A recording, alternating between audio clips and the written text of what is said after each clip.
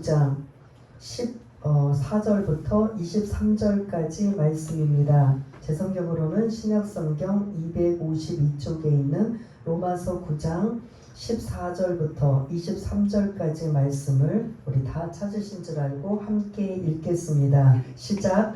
그런즉 우리가 무슨 말을 하리요? 하나님께 불의가 있느냐? 그럴 수 없느니라. 모세에게 이르시되 내가 긍휼히 여길 자를 긍휼히 여기고 불쌍히 여길 자를 불쌍히 여기리라 하셨으니 그런즉 원하는 자로 말미암음도 아니요 다른 박질하는 자로 말미암음도 아니요 오직 긍휼히 여기시는 하나님으로 말미암음이니라. 성경이 바로에게 이르시되 내가 이 일을 위하여 너를 세웠으니 곧 너로 말미암아 내 능력을 보이고 내 이름이 온 땅에 전파되게 하려 함이라 하셨으니 그런즉 하나님께서 하고자 하시는 자를 긍휼히 여기시고 하고자 하시는 자를 완악하게 하시느니라. 혹 내가 내게 말하기를 그러면 하나님이 어찌하여 허물하시느냐?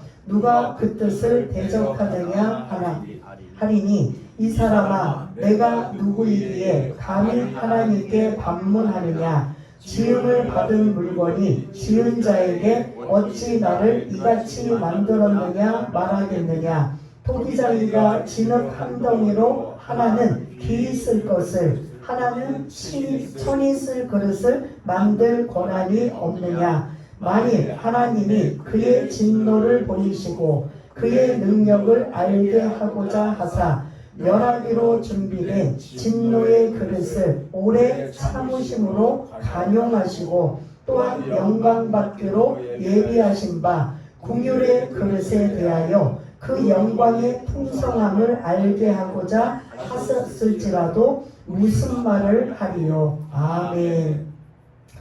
오늘 말씀 토기장이와 진흙이라는 말씀을 가지고 함께 은혜를 나누려고 합니다. 제가 지금 9장부터 들어가고 있는 말씀은 좀 사실은 난제 어려운 말씀이에요. 우리가 다 이해하지 못하는, 그래서 다 이해할 수 없어도 하나님의 말씀이기 때문에 이해하려고 노력해야 되는 부분이 9장, 10장, 11장의 말씀이에요. 1장부터 8장까지는 인간은 왜 구원받아야 되는가? 이런 반드시 누가 필요하다고요? 예수님이 필요합니다. 그래서 1장부터 이 8장까지는 예수님에 관한 그 십자가의 대속의 그 은혜가 우리 모든 죄인들을 구원케 하시는 하나님의 그런 능력에 관한 말씀이었다면 9장 시작하기 전에 8장 29절 30절에 보면은 여러분들이 지금 우리가 9장 10장 11장을 계속 나눌 때 여러분들의 머릿속에 뭘 기억하시냐면 로마서 8장 29절 30절을 꼭 연기해 주셔야 돼요. 그건 뭘 것 같아요? 그 내용은 구원의 가정이에요. 우리 한번 해볼까요? 가장 먼저 구원의 가정은 첫 번째 뭐다? 하나님이 우리를 아신 예지. 그 다음에 우리를 정하시는 예정. 그 다음 그리고 부르셨다. 소명. 그 다음 그리고 우리가 그 부르심에 반응하는 자들은 구원을 받는 칭의. 그리고 이제 우리는 지금 저와 여러분들은 성화를 이뤄가며 마지막 영광, 구원. 이 지금 그 구원의 가정. 근데 앞에 예지, 예정, 부르심은 전적인 누구에게 달려 있어요? 우리에게 달려 있어요? 우리 선택은 없어요. 하나님 앞에 있어요. 그 하나님의 선택에 관한 이 지금 부분을 9장에 계속 지금 말씀하고 있어요. 그 지난주에도 여러분들 우리가 아브라함의 아들, 특별히 뭐 다른 아들들도 구드라를 통해서도 6명의 아들을 낳았지만 그걸 좀 빼고서라도 이스마엘과 이삭을 통해서 하나님은 둘 중에 누구를 하나님의 자녀로 선택하셨다? 이삭. 왜요? 반드시 그 앞에 뭐라고 붙였어요? 수식어를. 약속의 자녀라고요. 그러면 이스마엘은 약속의 자녀가 아니에요. 육신의 자녀고 그리고 이삭은 약속의 자녀, 영적인 자녀라는 거예요. 믿음으로 그런 구원받은 영적인 자녀, 약속의 자녀. 그럼 이스라엘 백성들이 우리는 다 하나님의 구원받은 백성이야. 하나님의 자녀야. 이스라엘 백성들은 이거에 대해서 의심해요, 안 해요? 전혀 안 해요. 근데 하나님은 이 9장, 10장, 11장을 통해서 너희들이 다 구원받는 게 아니다. 그럼 지금 누가 충격받아야 돼요? 이스라엘은 충격을 받아야 되는 거예요. 그러면 우리는 이스라엘도 아닌데 왜 우리는 9장, 10장, 11장이 어려운 머리 아픈 답답한 이 문제를 우리가 왜 나누어야 됩니까? 우리도 사실은 해당이 돼요, 안 돼요? 적용하자면 해당이 되는 거죠. 아무튼 그래도 우선순위는 누구에 대한 이야기냐면 이스라엘의 구원에 관한 이야기예요. 근데 지금까지 지금 2026년도까지 이스라엘은 일부는 있겠지만 그들은 지금 다 구원받은 백성이에요, 아니에요? 왜요? 기준이 뭐예요? 예? 기준이 뭐예요? 구원의 기준이 뭐예요? 예수를 믿느냐 안 믿느냐. 근데 그 이스라엘은 지금도 그 예수를 자기 나라에서 태어났고 자기 나라에서 메시아가 탄생된 그 예수를 뭐한다? 죽이고 거부하고 믿는 자들까지 박해하고 지금도 그 예수를 뭐한다? 믿지 않는다는 소리예요. 그거에 대하여 이스라엘의 구원은 어떻게 됩니까? 지금 성경 로마서에 보면 오직 기준은 누구에게? 예수님인데 예수를 믿기만 하면 유대인이든 이방인이든 다 구원의 길을 열어주시는데 그러면 지금도 2000년 전부터 시작해서 지금까지 예수를 믿지 않는 이스라엘은 어떻게 됩니까? 이게 지금 9장, 10장, 11장의 말씀이에요. 그러면 그들도 기준이 사실은 똑같다는 소리예요. 예수님이 오시기 전의 상황과 오신 이후의 상황은 좀 다르지만 오늘 이러한 그런 이스라엘의 구원 이야기에 따라 여러분들의 머릿속에 딱 있어야 되냐면 구원의 과정에 세 가지 처음부터 시작한 1번부터 3번까지 뭐라고 했죠? 예지, 예정, 소명, 부르심. 맞아요. 그 세 가지는 우리의 선택권에 있다 없다? 우리의 결정권에 있다 없다? 전적인 누구에게 달려있다? 그것도 하나님 중에서도 어떤 하나님? 예수님? 성부 하나님에게 있는 거예요. 성부 하나님.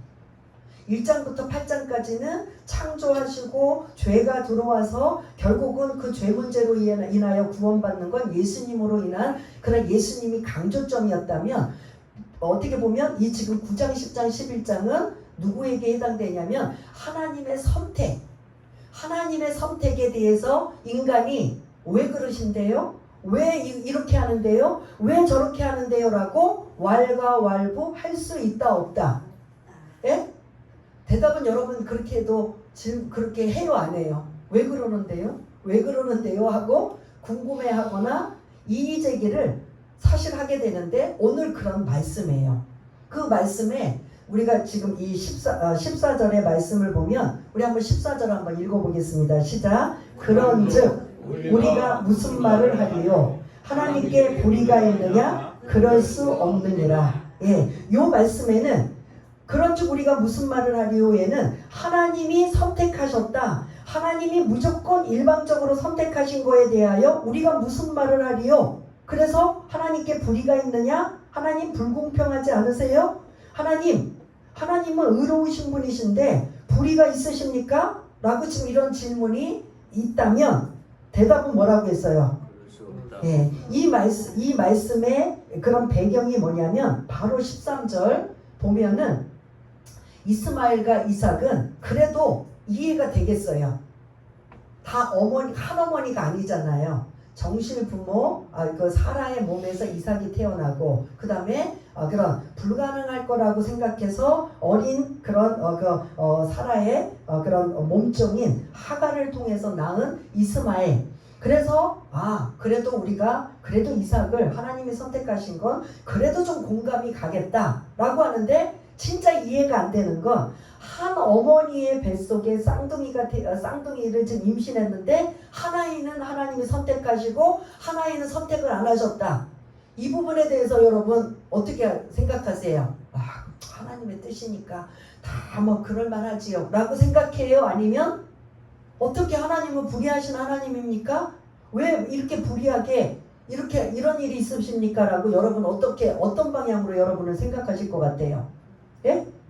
한 뱃속에 아이가 둘이 지금 엄마 뱃속에 있는데 얘는 선택했고 나는 얘는 선택 안 했어 라고 한다면 하나님 불공평하지 않습니까? 라고 생각할 수 있어요, 없어요? 근데 조금 전에 하나님의 선택은 다 여러분 어떻게 해야 됩니까? 라고 질문했을 때 여러분 뭐라고 대답했어요? 예? 예? 하나님이 어떤 걸 선택하시든 하나님의 선택은 다 옳으시다. 맞아요? 틀려요? 예? 그러면 오늘 14절 말씀은 하나님 선택이 옳지 않잖아요. 어떻게 한 뱃속에서 에서는 선택을 안 하시고 야곱만 선택하셔요? 하는 이런 질문이 지금 오늘 14절에 나오는 거예요. 그러면 이 질문 속에 하나님의 무조건적인 선택에 대해서 이의제기를 하는 거예요? 안 하는 거예요? 그럼 하나님의 선택에 대해서 문제를 삼는 거예요? 안 삼는 거예요? 근데 우리가 전에는 하나님의 선택은 무조건 예지, 예정, 소명 이건 하나님의 선택이에요. 여기 이의제기 할 수가 없어요. 그럼 여기서는 맞습니다 라고 딱 공감했는데 딱 에서와 야곱이라는 쌍둥이를 대입하고 나니까 여러분들이 맞습니다라고 할 수 있어요, 없어요? 예? 없어요. 이게 안 되잖아요. 하나님 불의하신 거 아닙니까? 하나님 불공평하시지 않습니까? 누구는 똑같이 선택을 하시든가 똑같이 버리시든가 누구는 선택하시고 누구는 선택하지 않는 거 이거는 하나님의 선택에 대해서 우리가 사실은 도전하고 있는 거예요. 그래서 그럴 수 없느니라 라고 답은 해놓고 사도 바울이 답은 해놓고 그 다음에 15절부터 18절까지 두 사람의 이야기가 등장합니다. 15, 16절에 보니까 여러분 누구 이름이 등장해요? 모세가 등장해요.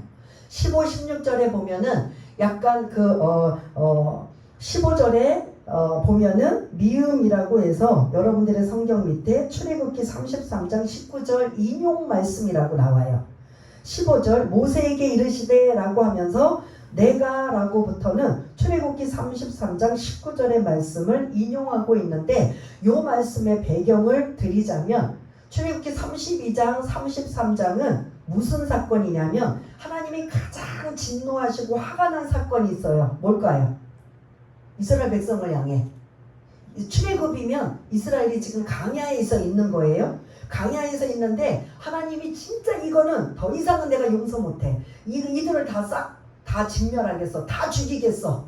이끌고 나오셨는데 너무너무 화가 나시니까 무슨 사건인 것 같아요?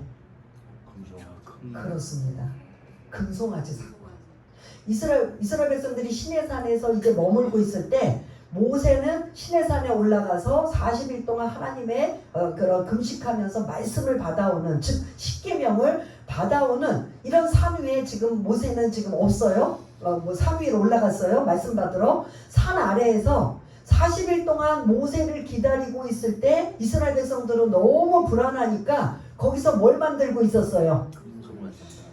자기네들이 가지고 있는 금을 다 모아서 금송아지를 만든 거예요. 그럼 왜 다른 것도 아니고 금송아지일까? 그 당시에 최고의 신은 이방 신들 중에 최고의 신은 금송아지예요. 그러니까 이들도 아마 우리 하나님은 이렇게 생겼을 것이다 라고 해서 금송아지를 만들어 놓고 그리고 먹고 마시고 띠놀며라는 이게 뭐냐면 성적으로 난잡한 거예요.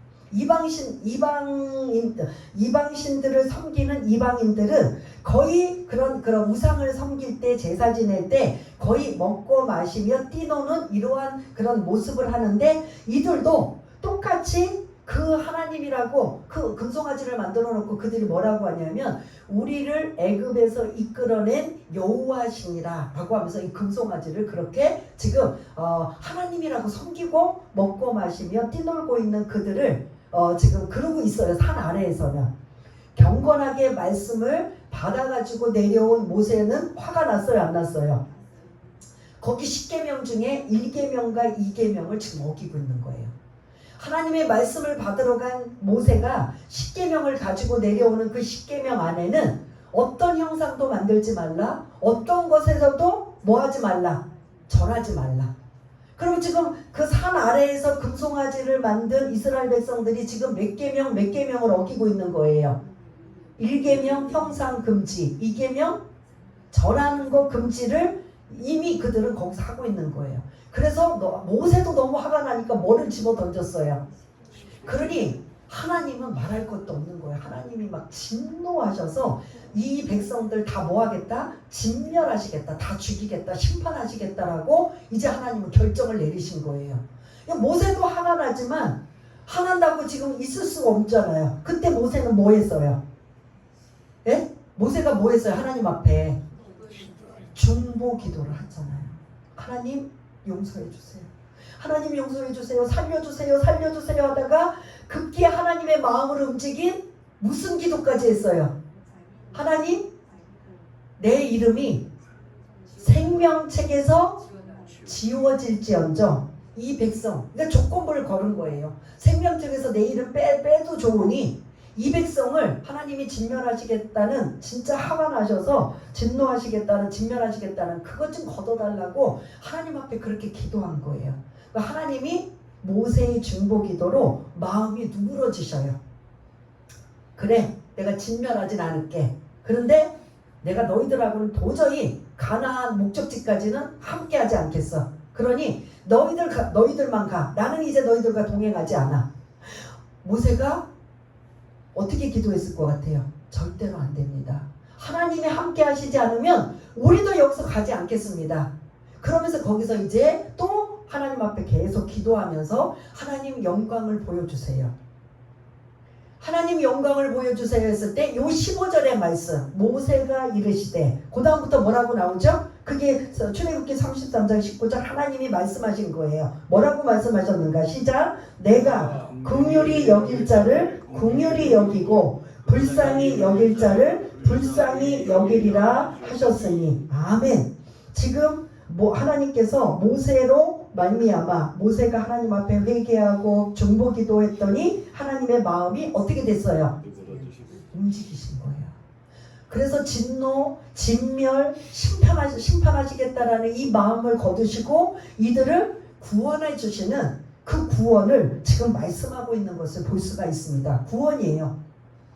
그래서 16절 그런즉 원하는 자로 말미암음도 아니요 다른 박질도 하는 자로 말미암음도 아니요 오직 구원은 긍휼히 여기시는 하나님으로 말미암음이다 라고 말씀하셔요. 구원은 내가 노력하고 애쓰고 그런 어떤 공로 때문에 구원받는 게 아니라 오직 구원은 누구에게 있다? 하나님께 있다라는 소리예요. 이게 하나님의 선택 예정이라는 소리예요. 그래서 이 모세의 이야기를 하나님 불의하신 거 아닙니까? 라고 했을 때 그래? 불의하다고 생각하는 너희들에게 내가 모세의 이야기를 이야기해 줄게 라고 하면서 모세와 그의 백성들을 구원시키는 이러한 예정에 관한 말씀을 주고 있다면 또 다른 이야기 17절 18절에는 또 누구 이름이 등장해요? 예? 바로가 등장해요. 바로는 이스라엘 백성이에요? 아니에요? 예? 어디에 누구예요? 이집트? 지금은 이집트지만 이 지금 성경 당시에는 애굽이에요. 그래서 애굽이나 이집트나 똑같은 있는데 애굽의 왕이라는 이름이에요. 그러니까 왕이라는 호칭이에요. 이 바로가. 근데 우리는 지금 바로 하니까 이름같이 보이지요. 근데 굳이 람세스, 메세, 누구 이렇게 하지 않고 그냥 바로라고 하면서 마치 이름처럼 바로의 이야기를 지금 17절, 18절에 하고 있는 것을 볼 수가 있습니다. 바로가 하나님이 바로를 그 당시에 애굽의 전 세계에서 가장 최고로 강력한 왕, 지금 마치 우리가 지금 21세기를 살아가는 지금 전 세계에서는 사실 누가 막강해요? 어느 나라가? 미국이 막강한처럼 이 당시에는 애굽이 막강한 나라였었어요. 근데 그 애굽의 막강한 나라 바로를 누가 하나님이 세우셨다고 누가 세우셨다고 지금 언급하고 있어요? 이방인이에요. 이스라엘만 주관하시는 하나님이 누구도 모든 역사는 주관하고 계시는 하나님이 누구도 세우셨다? 바로도 아주 부강하고 강력한 힘이 있는 능력 있는 왕으로 세우셨다는 거예요. 근데 세우신 목적이 17절에 두 가지로 나와요. 세우신 목적. 첫 번째는 뭐예요? 네? 내 능력을 보이고 내 능력, 하나님의 능력을 보이고 또 하나님의 이름이 온 땅에 전파하기 위한 목적으로 바로를 세우셨다. 근데 바로는 내가 잘나고 내가 능력 있고 내가 힘이 있어서 이렇게 위대한 그 당시에 최강의 애굽의 왕이라고 생각한 거예요.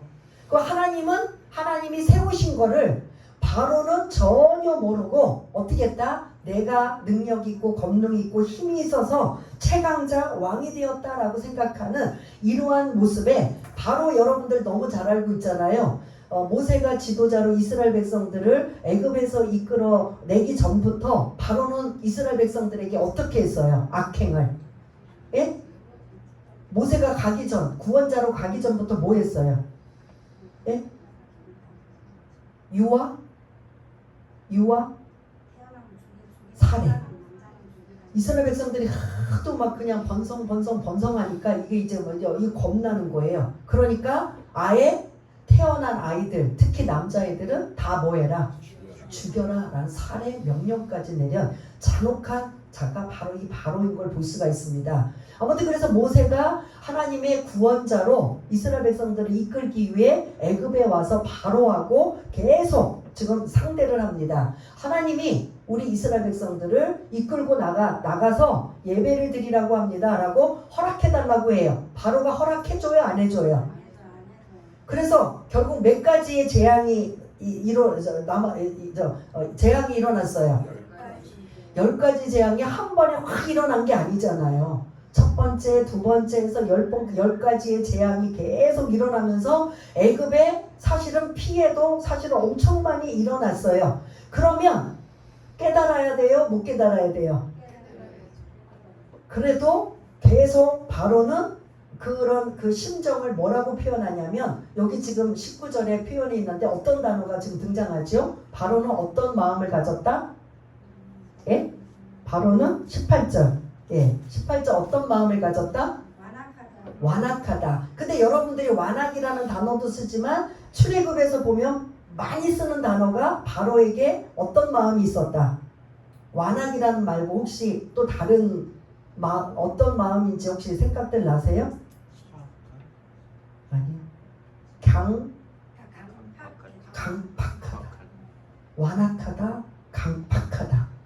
그런 마음이 있었고 그런 강팍한 마음을 하나님께서 내버려 두셨다. 유기예요. 유기. 어떤 자는 구원해 주시는 선택이 있는가 하면 어떤 이는 내버려 두시는 거예요. 그러니까 스스로 자멸하게 내버려 두셔. 하나님이 뭐 그들에게 악을 행하고 그들이 잘못되기를 막 구렁텅이를 만드는 게 아니라 그들이 스스로 악한 행동을 계속 하는 거에 대해서 내버려 두는 거예요. 그 대표자가 누구라고요? 바로라는 소리예요. 바로가 하나님의 뜻이 하나님의 능력을 주셔서 하나님의 이름을 온 세상에 전파하라는 이러한 세움의 목적인데 그거와 상관없이 계속 이스라엘 백성들을 향해 뭐하고 있었다? 완악하고 강팍하게 한 걸 하나님은 그냥 어떻게 하셨다? 야, 너 그러면 안 돼. 그러면 안 돼. 아니고 계속 내버려 두셨다. 그렇게 내버려 두시면서 계속 10가지 재앙을 통해서 이스라엘 백성들이 애굽에서 나올 수 있도록 기회를 줄 때는 그들이 어떻게 하느냐? 하나님이 하심을 빨리 뉘우치고 돌이키고 회개하는 모세처럼 그렇게 한다면 바로도 살아날 여지가 있다 없다? 있지만 우리가 쭉 상황을 보면 끝까지 바로는 여지가 있다 없다? 없었어요. 마지막 장자의 죽음의 재앙 때문에 이제 항복하고 이스라엘 백성들을 내보냈지만 여기서 끝났어요? 안 끝났어요? 또 뭐 했어요? 군대들을 추격해서 이스라엘 백성들을 다 끌고 가든지 죽이든지 또 해고자 하기 위해서 추격하다가 결국은 어디서 몰살을 당했어요? 이렇게 됐다라는 건 바로는 전혀 하나님 앞에 뉘우치거나 돌이키거나 뭔 그런 긍휼의 여지가 있다 없다? 없는 육이라는 소리예요. 하나님이 어떻게 바로는 버리셨을까? 이렇게 악한데 모세도 엄밀히 말하면 살인하고 도망간 자잖아요. 아무리 뭐 동족을 위해서는 했다지만 어쨌든 살인하고 도망가서 강야 40년 동안 그렇게 그런 방황하며 철저히 훈련받았던 이러한 모습. 그 죄로 친다면 그 크고 작은 거의 차이는 있지만 둘 다 사실은 다 죄인들이에요. 그런데 모세는 뭐 했다? 그래도 하나님을 매달리고 의지했다. 그러나 바로는 어떻게 했어요? 전혀 자기 힘만 믿고 자기 능력만 믿고 자기의 그런 강대함만 믿고 오히려 더 강팍해지는 이 모습을 하나님은 계속 뭐 하셨다? 내버려 두사. 우리가 이미 앞장에서도 3장인가 몇 장에서도 우리가 나눴는데 내버려 두사라는 건 여러분들 가장 무서운 거예요. 하나님이 우리를 그냥 내버려 두셨다. 이거는 무서운 어떤 징벌이에요. 차라리 한 대 맞고 그냥 혼통 당하고 그리고 부모 안아주시면 이게 사실은 괜찮은데 내가 죄를 아무리 지어도 하나님은 그냥 내버려 두신다. 이거는 무서운 거예요 사실은. 내가 그냥 조그만 죄를 지어도 그냥 하나님이 그냥 곧바로 그냥 책망하시고 야단치시고 그게 무섭지만 그래도 그게 낫습니까? 아니면 그렇게 큰 죄를 지고 잘못했어도 하나님이 아무런 말씀도 안 하시는 게 어떤 게 더 무섭습니까? 내버려 두시는 게 무서워요. 내버려 두시는 이거는 반반일 수도 있어요. 완전히 버리셨거나 돌이킬 여지가 없다라고 생각하거나. 그래서 이 지금 모세에게는 머릿속에 여러분들 긍휼이라는 단어를 하나님이 베푸셨어요. 근데 바로에게는 뭐 하셨다? 내버려 두셨다. 유기예요. 유기. 그러니까 그 신학적인 표현으로는 유기. 하나님께 그리고 그런 바로에게는 이렇게 바로에게는 유기 그리고 모세에게는 긍휼을 베풀어 주셔서 구원케 하셨다. 이거는 다 하나님의 뭐라는 소리예요? 예지, 예정, 부르심에 대한 소명에 대한 하나님의 전적인 뭐예요? 선택이라는 소리예요. 그러니 우리가 하나님을 불의하다고 불공평하다고 말할 수 있겠느냐? 그럴 수 없는 것이다. 사도 바울이 그렇게 지금 대답해요. 여기까지 여러분들이 얼마나 이해가 되셨는지 모르지만 아무튼 하나님의 그 예지, 예정, 부르심에 대해서는 인간의 개입이 있다 없다? 전혀 없어요. 진짜 불공평하시지 않습니까? 불의하지 않습니까? 라고 이의제기를 할지라도 예지, 예정, 소명에는 우리가 이의제기할 수 없는 하나님의 전적인 권한이신 거예요. 여기까지도 잘 이해가 안 되겠어요. 그래도 불공평하신 것 같아요. 라고 생각할 수 있는데 19절, 20절이 또 다른 그 똑같은 질문을 좀 다른 버전으로 지금 또 질문을 해요. 19절, 20절 같이 읽겠습니다. 시작. 내가 내게 말하기를 그러면 하나님이 어찌하여 허물하시느냐 누가 그 뜻을 대적하느냐 하리니 이 사람아 내가 누구이기에 감히 하나님께 반문하느냐. 여기까지만요. 하나님께 지금 하나님께 허물하시느냐 그리고 그 뜻을 하나님의 뜻을 대적하느냐 그리고 감히 하나님께 반문하느냐. 이해가 안 돼요. 그래도 또 계속 한다면 지금 이렇게 다시 또 다른 버전으로 설명해줘요. 모세 이야기 바로 이야기 갖고 너희들 이해가 안 돼? 그러면 내가 다른 이야기 해줄게. 그러면서 20절 하반절에 제가 읽지 않았지만 그 읽지 않은 부분 함께 읽겠습니다. 시작. 지음을 받은 물건이 지은 자에게 어찌 나를 이같이 만들었느냐 말하겠느냐. 아멘. 지음을 받은 물건은 뭐예요? 지은 자는 누구예요? 하나님 창조주. 지음을 받은 물건은 창조주가 아닌 반대로 피조물이라는 소리예요. 그럼 저와 여러분들은 뭐예요? 피조물이에요.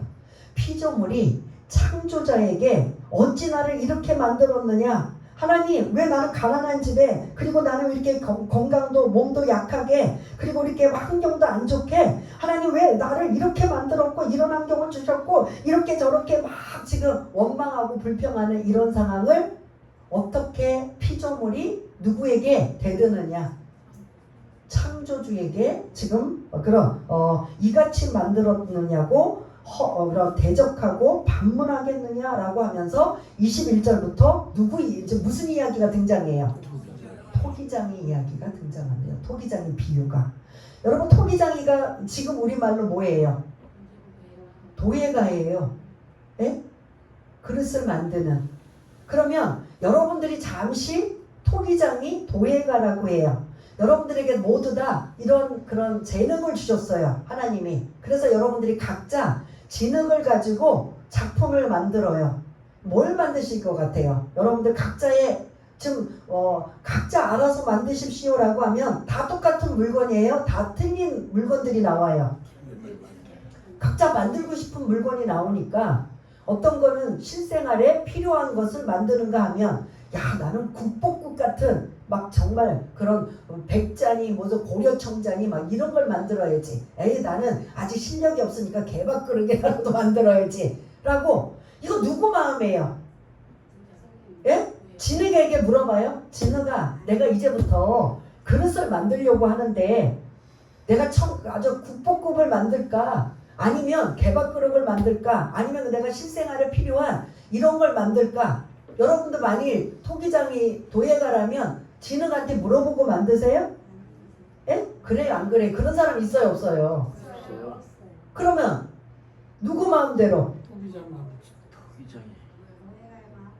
그러면 진흙이 이제 여러분들이 정말 더 능숙해서 처음에는 개밥그릇 같은 걸 만들었다가 이제 조금에는 정말 주방에서 정말 우리가 식탁에 오를 만한 멋진 걸 만들다가 야 내가 이 정도 실력이 됐네 이제는 이제 멋진 나도 한번 백자 청자 좀 한번 만들어 볼까. 항아리 막 다랑아리를 만들어 놓을까. 그래서 한 3부류를 만들어 놨어.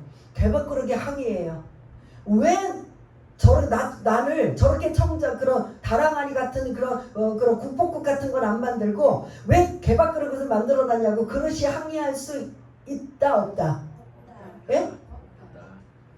있어요 없어요? 누구 마음이에요? 예? 토기장이 마음. 도예가 마음이잖아요.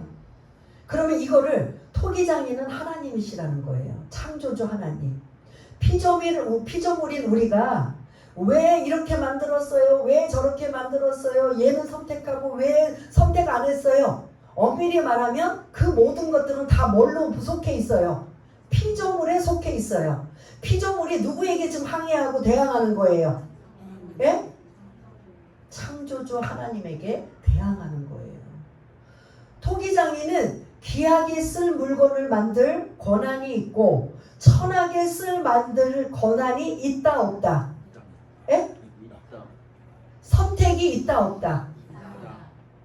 그러면 아까 왜 에서는 선택을 안 하시고 야곱은 선택 안 하셨어요? 모세는 긍휼을 베푸셔서 구원받게 하시고 바로는 왜 완악하게 내버려 두셔서 결국 그는 주께로 돌아오지 못해서 영원히 구원받지 못하는 이렇게 만드셨어요 라고. 피조물이 창조주 조물주께 토기장이로 비유한다면 항의할 수 있다 없다? 없다라는 소리예요.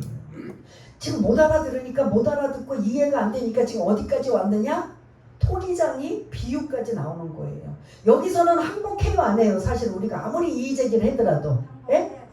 여러분들이 도예가거나 토기장이면 진흙한테 눈치를 보면서 내가 이거 만들었다고 진흙이 나한테 대항하고 그냥 화를 내고 그냥 폭탄물이 나오겠지? 이런 걱정하고 뭘 만들어요?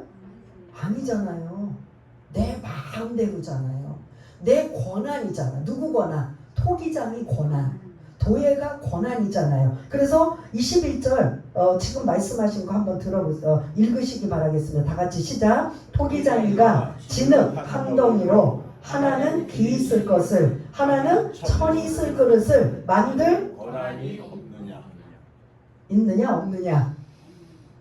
그럼 있다는 거예요? 없다는 거예요?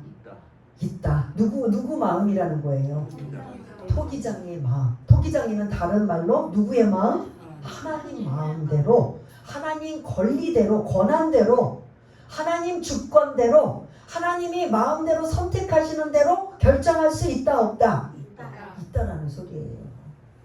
그러므로 이스라엘을 처음에 아브라함의 후손을 통해서 시작은 하셨지만 그들도 다 100% 구원받는 자들은 아니다. 라는 이야기를 이제 하나하나 풀어가기 위해서 먼저 이해되지 않고 납득하지 못하는 이 상황을 토기장이와 진흙에 대해서 지금 비유하고 있을 때 여러분들이 여기서는 그래 아무리 내가 다 이해하지 못하더라도 주인 마음대로라는데 토기장이 마음대로라는데 그러면 거기서 더 이상 문제 제기할 수 있어요 없어요? 할 수가 없는 거예요. 진흙이 계속 대들고 그릇이 계속 주인한테 대든다. 말이 돼요 안 돼요? 여러분들의 상식으로도 안 되잖아요. 이걸 가지고 지금 이렇게 지금 토기장이와 진흙을 비유하면서 누가 지금 권한이 누구에게 권한이 있느냐? 토기장이에게 권한이 있다. 그러면서 지금 이제 22절과 23절 마무리하는 이 말씀에는 여러분 22절을 한번 눈으로 쭉 보시면서 어떤 단어가 여러분들한테 와닿는지 한번 찾아보세요. 진노의 그릇. 그 다음에 23절 또 한번 쭉 읽으시면서 한번 또 찾아보세요. 긍휼의 그릇. 그러면 아까 조금 전에 예를 들었던 그 이름들이 나왔는데 누가 진노의 그릇이고 누가 긍휼의 그릇일까요? 네? 아까 두 사람의 이야기 제가 말씀드렸잖아요. 진노의 그릇은 누굴까요? 바로. 네. 긍휼의 그릇은 모세라는 거죠. 그런데 하나님이 먼저 진노의 그릇에 대해서 설명했어요. 하나님이 진노하셨다고 즉흥적으로 감정으로 진노하셨다고 너는 아웃이야. 너는 그렇게 하지 않으셨고 22절을 읽으시면 하나님은 그렇게 진노의 그릇으로 그냥 내버려 두시고 그가 하나님의 선택에 들어가지 못할 정도까지 되기까지는 하나님의 마음은 어떠셨다? 하나님의 마음 속성이 뭐가 나와요? 네? 22절에 하나님의 마음 상태가 오래 참으셨다. 그냥 참으신 게 아니라 오래 참으셨다. 바로가 진노의 그릇으로 되기까지는 바로도 한번 하나님이 한두 번 말 안 들었다고 그냥 진노하시고 그냥 내버려 두셨어요? 10번째 재앙이 나오기까지는 많은 시간이 걸렸어요. 그 다음에 군대를 추격하는 그 상황까지도 하나님은 계속 뭐 하셨다? 계속 오래 참으신 거예요. 가룟 유다 한번 예로 들까요? 가룟 유다도 진노의 그릇이라고 볼 수가 있어요. 가룟 유다는 누구죠? 예수님의 뭐였어요? 제자였잖아요. 그래도 가장 인정받을 만한 자여서 뭐까지 맡겼어요? 재정을 맡겼어요. 재정을 아무나 맡기지 않아요. 12명의 제자 중에 그래도 가장 신임하고 인정할 만한 이러한 재정을 맡긴 자예요. 그런데 이제 이 가룟 유다가 계속 예수님을 배반하고 은 30에 팔아버려서 결국은 자살하게 되는 모습을 볼 수가 있는데 그 전에 예수님은 그의 마음을 알아서 계속 예수님이 눈치껏 그냥 걔만 가룟 유다만 알 수 있도록 눈치껏 알려주셨어요? 안 알려주셨어요? 깨닫게 알려주셨어요. 뭐였죠? 여러분 생각나는 게? 예. 나를 팔자가 여기 있다라는데 더 구체적으로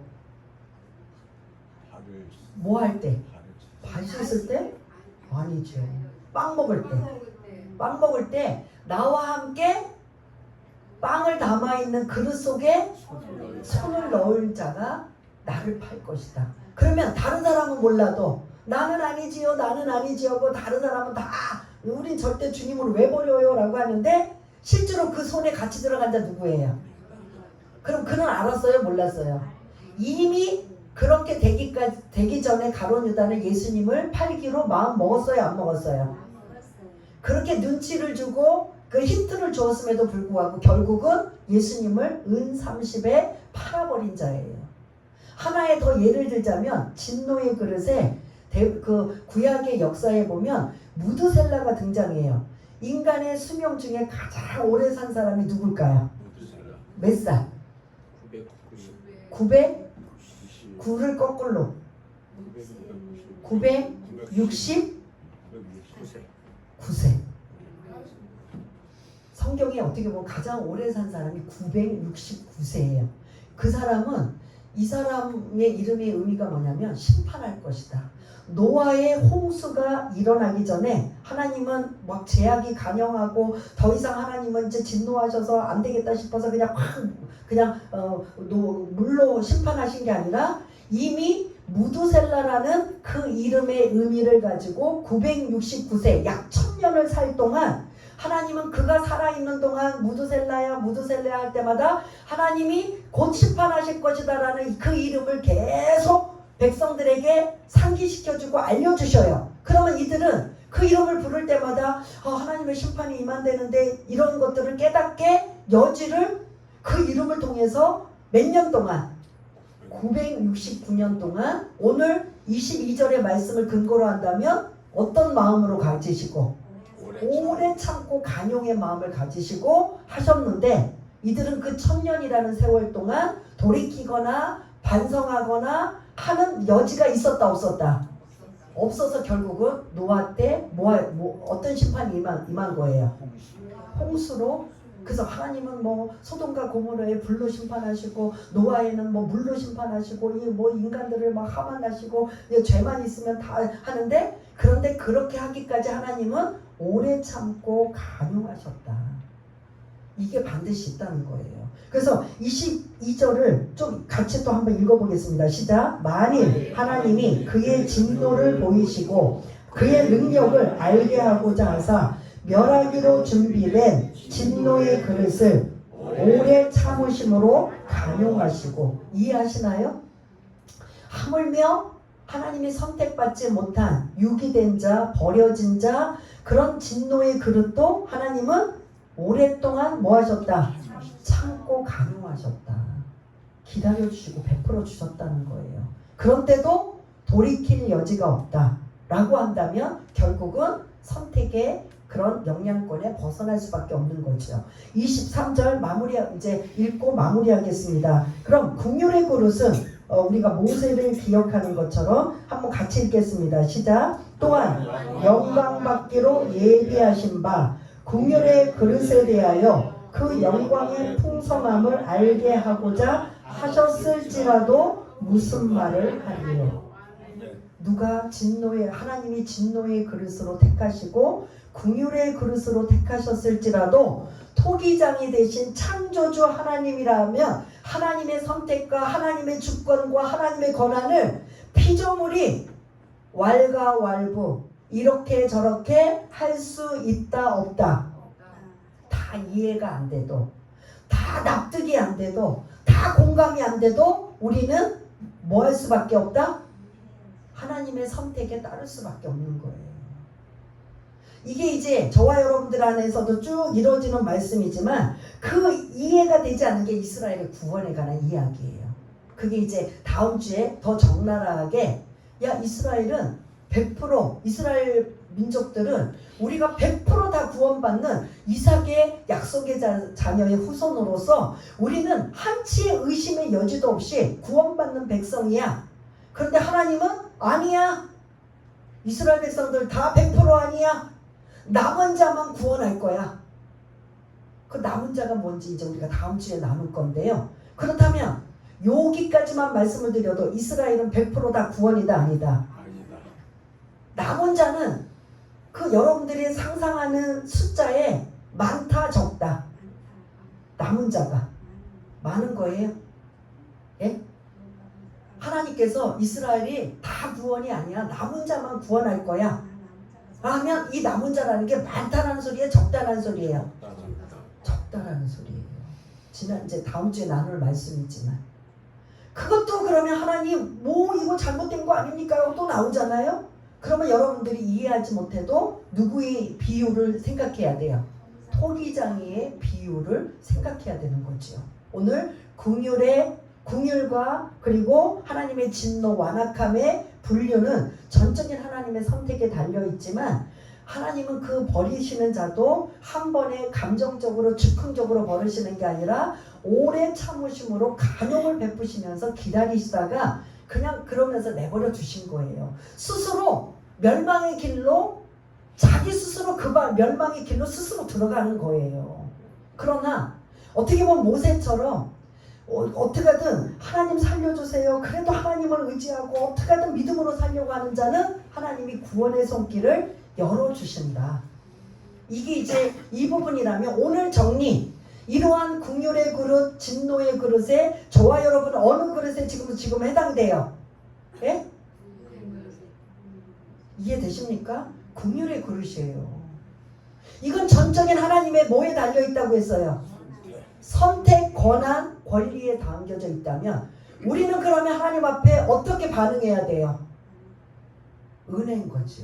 그래서 은혜인 거예요. 하나님의 선물이고. 그래서 우리는 우리 권사님 아까 대표 기도할 때 감사와 기쁨밖에 없다. 기쁨으로 우리가 반응해야 된다는 것처럼 감사함으로 기쁨으로 내가 지금 형편이 안 좋고 건강이 안 좋고 자녀 문제로 골치 아프고 여러 가지 죽을 일들이 쌓여 있지만 우리는 하나님을 생각하며 하나님의 은혜로 감사하며 기뻐하며 감격하며 그 은혜로 구원받은 우리는 어떻게 살 것인가? 이게 여러분들의 우리의 숙제라고 볼 수가 있다는 겁니다. 오직 오늘 말씀 이 모든 것 예지, 예정, 소명은 누구의 권한이다? 하나님의 선택이다. 여기에 우리가 개입할 수 있다 없다? 없어요. 그래서 그 안에 긍휼의 그릇과 진노의 그릇에 두 부류의 인간들이 있지만 하나님이 너는 진노야, 너는 버려질 거야 라고는 하지 않지만 스스로 그들이 죽음의 그런 구렁텅이로 그냥 가는 길을 하나님은 내버려 두셨다는 소리예요. 그냥 발로 차버리고 그 길로 막 쑤셔 넣는 게 아니라 자기네들이 그 길로 가는 길에 하나님은 그냥 유기하셨다, 방치하셨다는 거예요. 진노의 그릇들은. 그러나 하나님이 선택한 긍휼의 그릇들, 긍휼을 베푸시고 불쌍히 여기시는 이 모든 것, 모세 그리고 저와 여러분들은 한마디로 우리는 하나님의 은혜밖에 없습니다. 은혜를 고백하는 거예요. 근데 그 은혜 앞에 맨날 하나님 그 물에 빠져서 허우적거리고 다 죽어가는 자 건져주었는데 하나님 나 살려주셔서 감사합니다. 이걸로 계속 감사 감격해야 되는데 버르장머리 없는 사람들은 뭐 달라고 해요? 예? 보따리 달라고 해요. 그래서 우리는 매일 보따리만 구해요. 구원의 감격은 안 찾아요. 보따리 주세요. 하나님의 자녀가 됐으니까 건강하게 해주시고 재물 주시고 자녀가 잘되게 하시고 인간관계 좋게 하시고 이 땅에서 계속 썩어질 거 멸망할 거 죽을 것만 자꾸 구하고 있는 보따리 내돌라고 자꾸 하는데 다시 한번 이 말씀을 통해서 하나님의 은혜만 진심으로 점심으로 감사하고 감격하고 기뻐하고 찬양하고 경배한다면 하나님 감격하실까요? 안 할까요? 예? 감격하면 하나님은 뭐 하실까요? 감격으로 끝날까요? 너 필요한 거 뭐니? 근데 우리는 감격, 감사, 은혜 그거는 안 하고 맨날 보따리 달라고 해요. 하나님 맨날 뭐 자기네들이 맡겨놓은 것처럼 복 주세요. 이 복 주시고 저 복 주시고 맨날 청구해요. 사실 그 청구는 할 수는 있어요. 근데 진짜는 이 은혜를 생각한다면 청구가 우리는 사실은 얼굴에 송구스러운 거예요. 하나님 눈물이 나고 그리고 구원의 은혜에 감사하고 감격하고 기뻐하고 어떻게 하면 하나님을 기쁘시게 할까? 이렇게 살면 야, 저 어떻게 쟤는 진짜 뭐 나만 바라보고 있네? 하나님 입장에서 제가 만약에 하나님이라면 하나님 나만 바라보고 있네? 근데 쟤는 지금 여전히 물질로 어려움당하고 건강으로 어려움당하고 여러 가지 힘드네? 그럼 하나님 어떻게 하실 것 같아요? 여러분들이 입술로 고백해 보세요. 어떻게 하실 것 같아요? 예? 내가 구하기도 전에 하나님이 미리 뭐 해주신다. 근데 그만큼 우리가 하나님을 감동시킬 만한 감격시킬 만한 하나님을 기쁘게 하실 만한 우리가 그런 자냐고요. 그런 은혜를 받았다면. 그래서 이제는 보따리도 중요하지만 보따리 내놓으라고 보따리도 중요하지만 이제는 누구를 감동시키고 감격시키고 기뻐하시게 해야 돼요? 하나님을 기뻐하시는 일에 고민해야 돼요.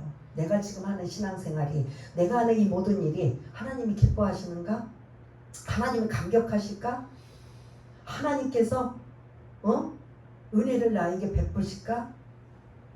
자식도 그렇잖아요. 자식이 그냥 알아서 부모를 감동시키면 부모는 정말 이런 자식 없는데 이 자식을 위해 내가 해줄 수 있는 게 뭘까? 기도로 도울까? 아니면 뭘로 물질로 좀 도울까? 뭘로 도울까? 그런 관계가 이루어져요? 안 이루어져요?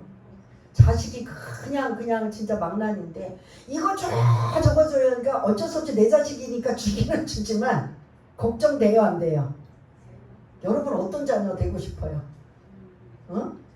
맨날 주세요 하고 떼쓰고 막 그냥 하는 이런 자녀 되고 싶어요? 그냥 하나님을 정말 감격하고 막 그래서 그냥 신뢰하며 그러는 자녀가 되고 싶으세요? 이거는 여러분들이 고민하는 여러분들의 그런 숙제로 여러분들한테 남겨주겠습니다. 우리 한번 이 반주에 맞춰서 이런 은혜를 받은 이런 하나님의 전적인 선택에 우리 은혜를 구원의 은혜를 받은 우리가 어떻게 하나님을 감격 그리고 하나님을 기쁘시게 할 것인지 이게 진짜 고민이고 이게 진짜의 모습이라면 나머지 성화는 자연적으로 이루어지고 그리고 우리의 필요 우리의 삶의 모든 것들 하나님은 당연히 채워주실 줄 믿습니다. 그러한 마음으로 한번 하나님 앞에 고백하며 다짐하고 결심하는 이러한 시간이 되기 원합니다. 다 같이 기도하겠습니다.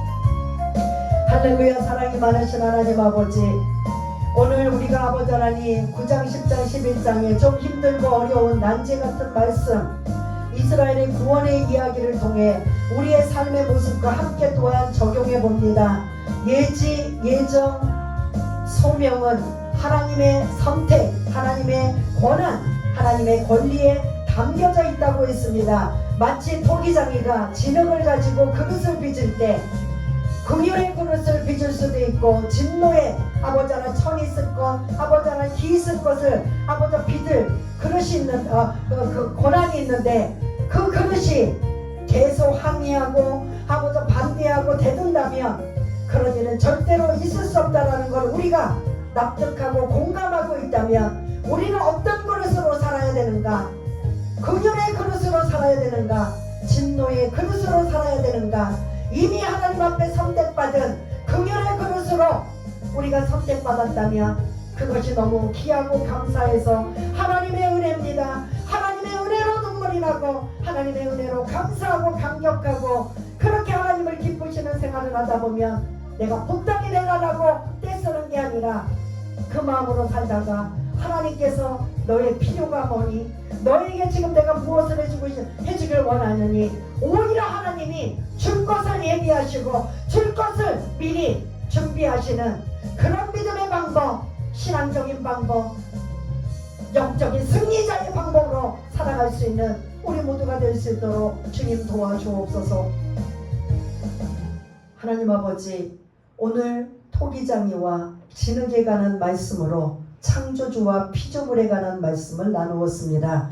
창조주 마음대로 창조주 선택하는 대로 우리가 결정을 받았으면 그거에 대해서 이의제기할 것이 아니라 우리는 그래도 좋은 선택, 긍휼의 선택, 불쌍히 여김의 선택을 받은 하나님의 자녀가 되었다라는 큰 은혜와 특권을 가지고 이제 우리가 어떻게 살아갈 건지를 진짜 고민하며 하나님의 마음을 움직일 수 있는 귀하고 복된 자들 다 될 수 있도록 주님 도와주옵소서. 모든 것 감사드리오며 사랑이 많으신 예수님 이름으로 기도드리옵나이다. 아멘.